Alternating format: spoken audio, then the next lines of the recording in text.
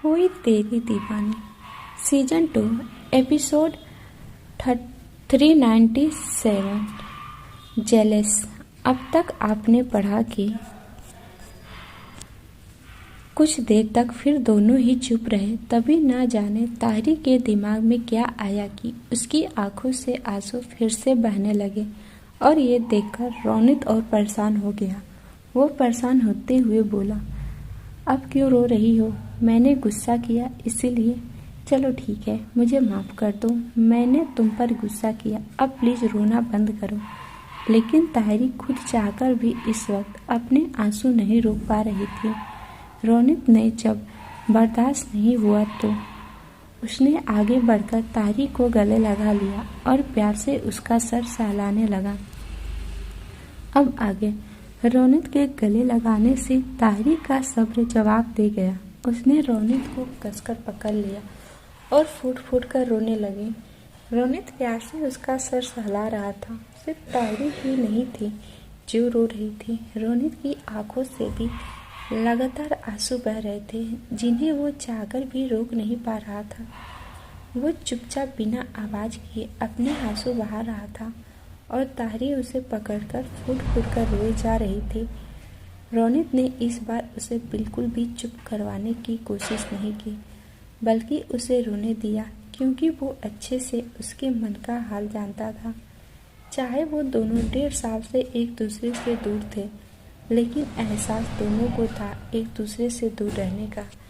रोनित ने 1.5 साल बाद ताहिरी से मिला, लेकिन उसने ताहिरी को बिल्कुल भी ऐसा फील नहीं होने दिया कि वो दोनों इतने टाइम से दूर थे, बिना एक बार भी मिले, बिना एक दूसरे से बात किए हुए, बिना एक दूसरे को देखे हुए।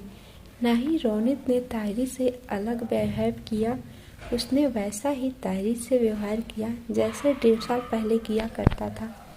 यही तो था उनका प्यार, जो बिना किसी ख्वाहिश, बिना किसी स्वार्थ के था। उनका प्यार जो एक दूसरे से बेपनाह था, दूर रहकर भी हमेशा पास ही थे।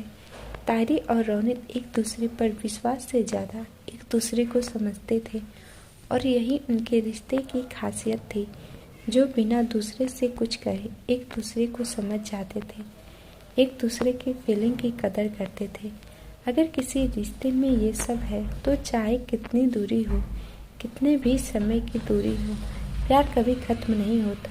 कुछ देर बाद जब ताहिरी को एहसास हुआ कि वो रोनित के गले लगी हुई है, उसे बहुत अच्छा लगा। ये वही एहसास था जिससे वो कितने दिनों से दूर थी।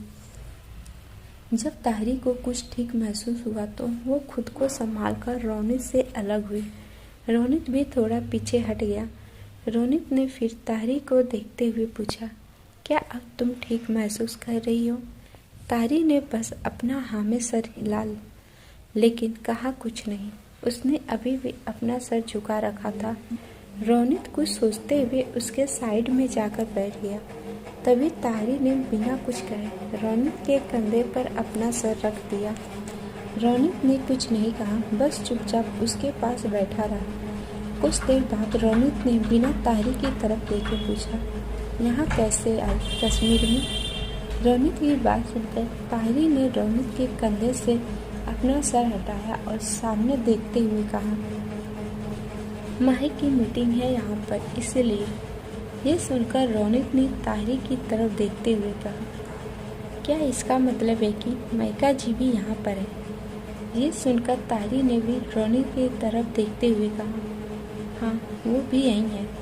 रोनित ताहिरी से कुछ कहने वाला था कि वो एकदम चुप हो गया, क्योंकि उसकी नज़र ताहिरी की काली गहरी आंखों पर गई और उन आंखों में देखकर वो उन्हीं में खो गया। ये वही आंखें थीं जिन्होंने पहली नज़र में ही उसे अपनी तरफ खींच लिया था।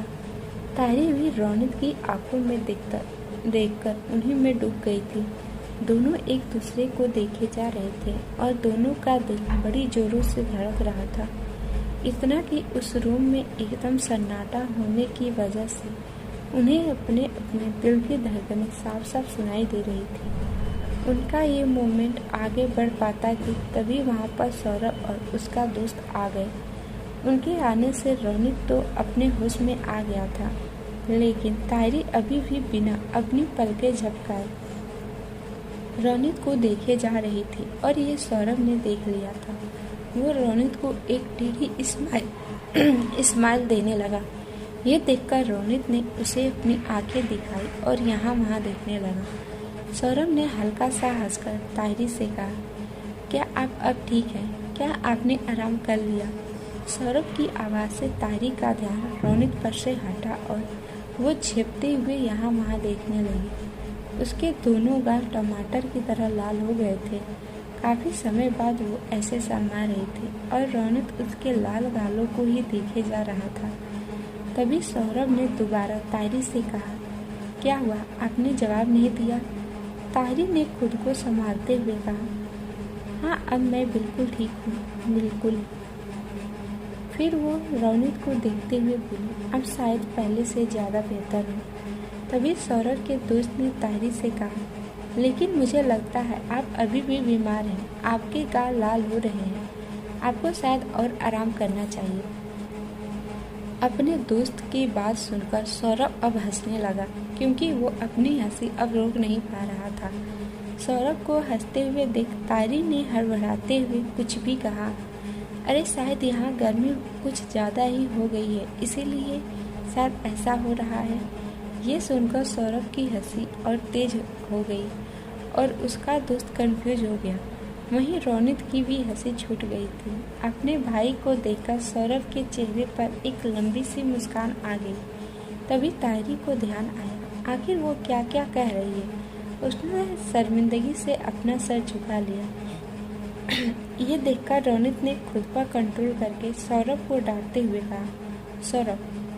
अपने भाई को देखकर सौरभ चुप हो गया। सौरभ का दोस्त ताहिरी से हिचकिचाते हुए बोला, अगर आप ठीक हैं तो क्या मैं आपके साथ एक सेल्फी ले सकता हूँ प्लीज? ताहिरी ने पहले अपने माथे की पट्टी को छूते हुए कहा, ऐसे में सेल्फी?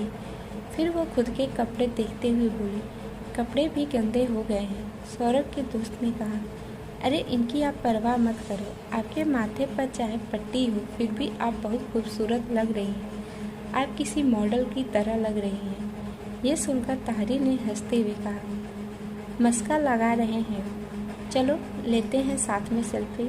ये सुनकर वो खुश हो गया और उसने जल्दी से अपना फ़ोन निकाला और ताहिरी के साथ सेल्फी लेने लगा। ताहिरी भी हंसकर मुस्कुराकर उसके साथ सेल्फी ले रही थी। सेल्फी लेते समय वो दोनों थोड़े करीब खड़े थे। ये देखकर रोनित का चेहरा, जो काफ़ी समय बाद कुछ समय के लिए ही सही लेकिन स्वीट बन चुका था, उन्हें इतने करीब देख रोनित के चेहरे की वो स्वीटनेस चली गई थी। अब उसके चेहरे पर कठोर भाव थे और वो अपनी आंखें छोटी करते हुए ताहिरी और उस लड़के को देखने लगा था। उसने सौरभ से धीरे से कहा, तेरे इस दोस्त का नाम क्या है? सौरभ ने रोनित को चिढ़ाते हुए कहा, आप जेलस हो रहे हो है ना? इस पर रोनित ने उसे अपनी कठोर आंखों से देखा तो सौरभ ने अपना मुंह बंद कर लिया।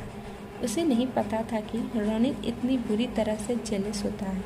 सेल्फी लेते समय ताहिरी की नज़र रोनित पर गई, जो उसे ही घूर रहा था। तभी सौरभ ने अपने दोस्त को साइड करते हुए कहा, अब बस कर, उन्हें चोट आई है, उन्हें तकलीफ हो सकती है। फिर वो अपना फ़ोन निकालकर ताहिरी से बोला, क्या मैं भी? ताहिरी ने हंसकर अपना हाँ में सर हिला दिया तो सौरभ भी खुशी खुशी ताहिरी के साथ सेल्फी लेने लगा। जब उसे लगा कि रोनित अब कभी भी फट सकता है तो वो दोबारा अपने दोस्त को खींचते हुए वहाँ से चला गया। उसके जाने के बाद ताहिरी ने रोनित को देखा, जिसके चेहरे पर अब भी कठोर भाव थे। आप सबको ये पार्ट कैसा लगा प्लीज़ लाइक और कमेंट करके बताना ना भूलिएगा। और जिन्होंने भी हमारे चैनल को सब्सक्राइब नहीं किया है प्लीज़ आप सब चैनल को सब्सक्राइब कर दीजिएगा। मिलते हैं नेक्स्ट एपिसोड में, तब तक के लिए बाय बाय एंड टेक